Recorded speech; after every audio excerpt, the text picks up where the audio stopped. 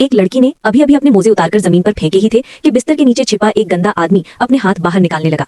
लेकिन तभी नौकरानी ने उसे देख लिया। अजीब बात यह थी कि नौकरानी ने उसे पकड़वाने की बजाय लड़की की मदद की ताकि वो झुककर बिस्तर के नीचे न देखे। लड़की के जाने के बाद वो आदमी जल्दी से एक युवक के साथ वहां से चला गया।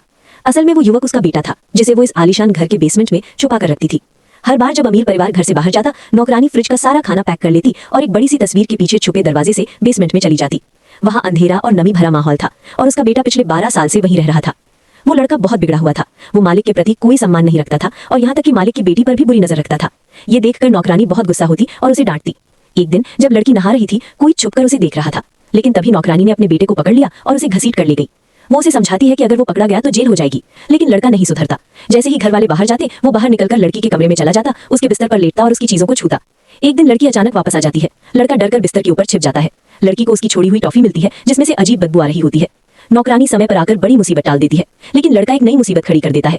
वो अपने दोस्तों को बुलाकर खुद को इस घर का दामाद बताता है और पार्टी करने के लिए घर खोल देता है। नौकरानी उन्हें रोकने की कोशिश करती है, लेकिन लड़का उसे धमकाता है। मजबूर होकर वो चुप रह जाती है। घर में गुंडे हंगामा करने लगते हैं। उधर मालिक की पत्नी को पता चलता है कि उसका पासपोर्ट गायब है और वो वापस घर लौटने लगती है। इधर बेटी को भी नौकरानी पर शक हो जाता है और वो जल्दी घर पहुंचती है। घर पहुंचते ही वो देखती है कि सब कुछ बर्बाद हो चुका है। गुंडे पूरे घर में मस्ती कर रहे हैं। नौकरानी उन्हें रोकने की कोशिश करती है, लेकिन उसे थप्पड़ मार दिया जाता है। सबसे चौंकाने वाली बात यह होती है कि लड़की अपनी ही माँ यानी नौकरानी का साथ देने के बजाय उन गुंडों की तारीफ करती है। नौकरानी अपने बेटे को देखकर खुश होती है, लेकिन तभी घर की मालकिन और उसकी बेटी अचानक अंदर आ जाती है।